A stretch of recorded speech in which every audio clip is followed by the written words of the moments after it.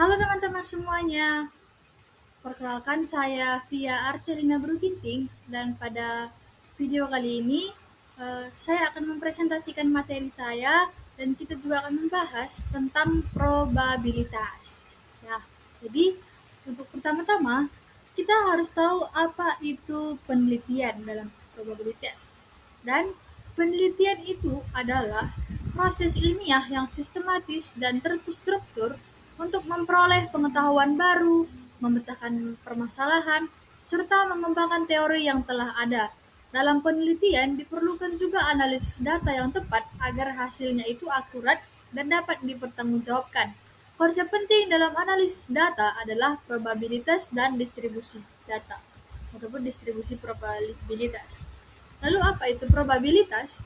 Probabilitas merupakan suatu konsep dalam statistika yang digunakan untuk mengukur tingkat kemungkinan terjadinya suatu peristiwa. Jadi probabilitas itu adalah untuk mengukur tingkat kemungkinan terjadinya suatu peristiwa. Dan nilai probabilitas itu berkisar antara 0 hingga 1, di mana nilai 0 menunjukkan bahwa suatu peristiwa tidak mungkin terjadi, sedangkan nilai 1 itu menunjukkan bahwa peristiwa tersebut pasti terjadi. Dan secara matematis, probabilitas itu dapat dihitung dengan rumus yaitu PA sama dengan NA per NS, di mana PA artinya itu probabilitas kejadian A, NA itu adalah jumlah kejadian yang diinginkan, dan NS itu adalah jumlah seluruh kemungkinan kejadian.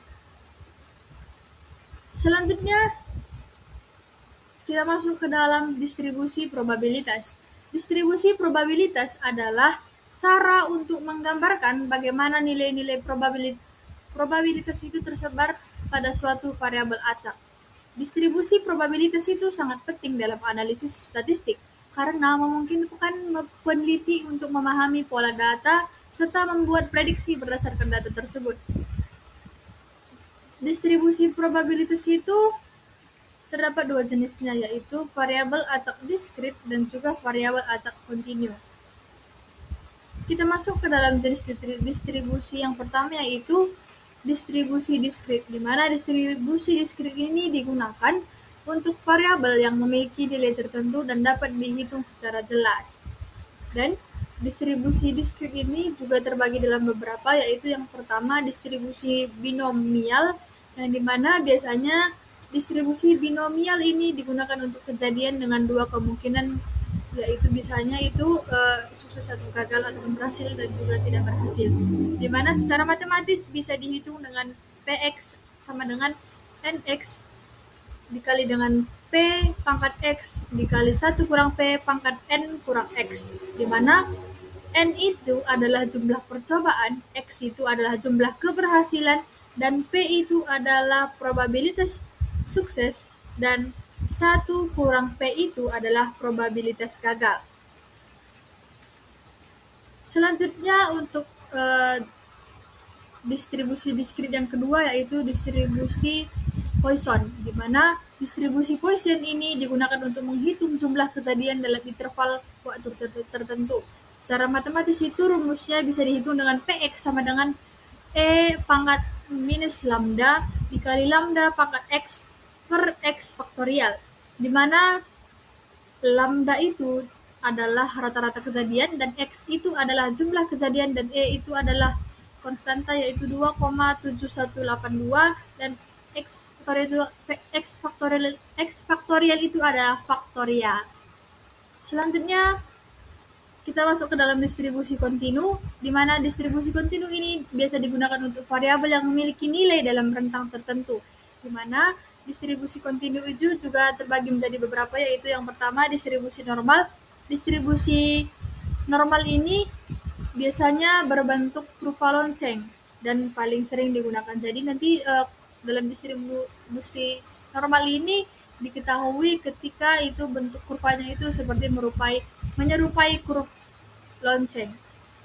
Secara matematis, rumusnya itu adalah Z sama dengan X kurang mu per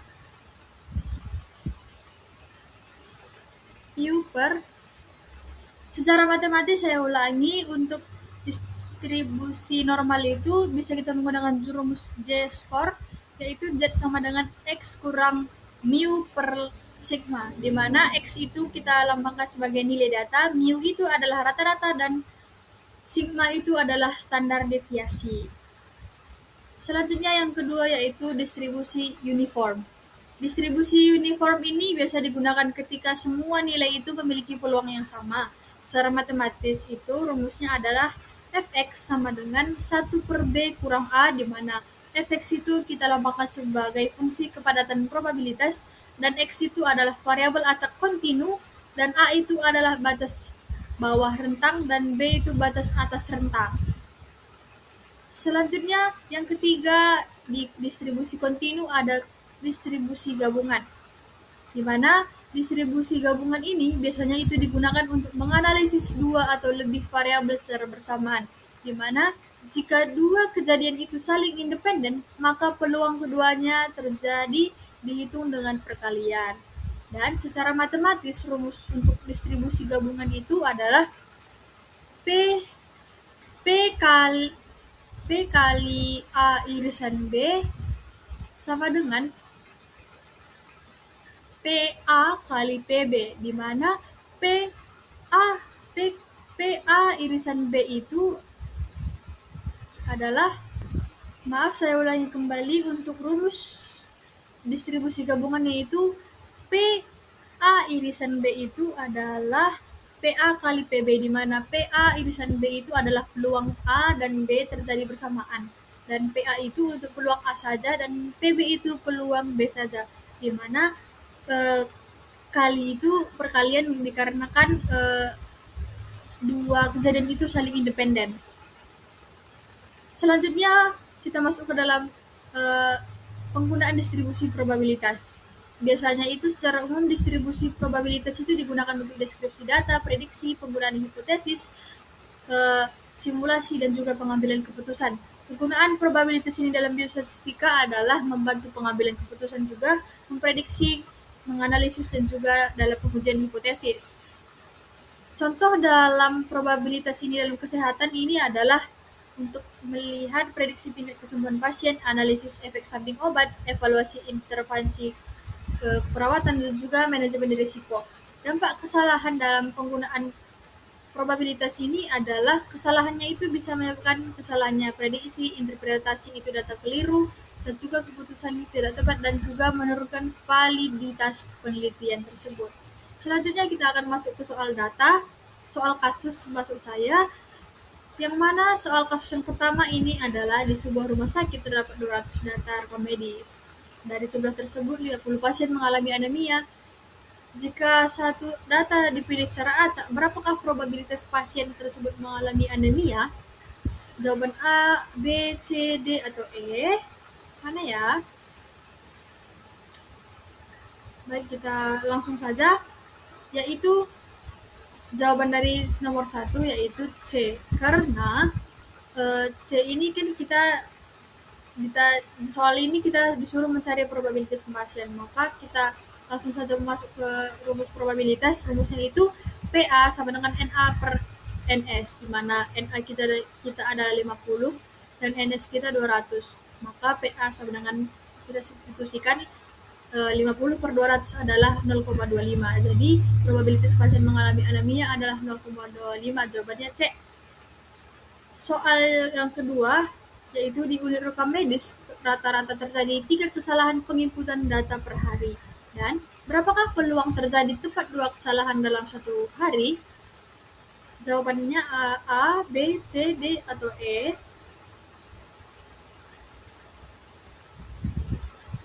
Baik, langsung saja.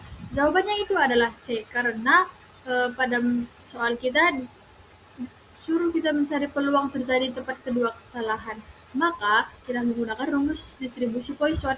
Rumusnya yaitu Px sama dengan E pangkat lambda kali lambda pangkat X per X faktorial, di mana lambda kita 3 yaitu rata-rata kejadian, X kita ada 2, dan ini adalah konstanta. Maka kita substitusikan ke dalam rumusnya, yaitu P2 sama dengan E pangkat minus 3 kali 3 pangkat 2 dibagi dengan 2 faktorial, di mana E-nya itu sudah kita ketahui, pangkat minus 3 itu 0,0498 dan 3 pangkat 2 itu adalah 9 dan 2 faktorial itu adalah 2. Maka kita dapatkan hasilnya yaitu 0,224. Jadi peluang terjadi tepat kesalahan 2 adalah 0,22. Jawabannya C. Untuk soal ketiga, rata-rata waktu pengambilan berkas rekam medis adalah 15 menit dengan standar deviasi 3 menit. Berapakah peluang waktu pengambilan lebih dari 18 menit? Jawabannya A, B, C, D, atau E. Maka jawabannya adalah A, karena kita menggunakan rumus J-score, yaitu rumusnya Z sama dengan X kurang mu per sigma.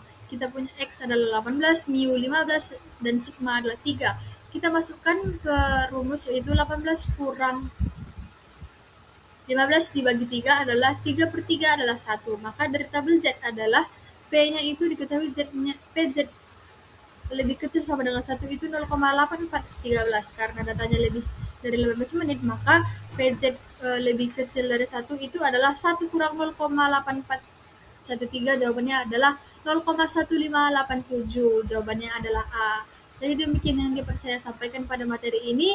Sekian dan terima kasih.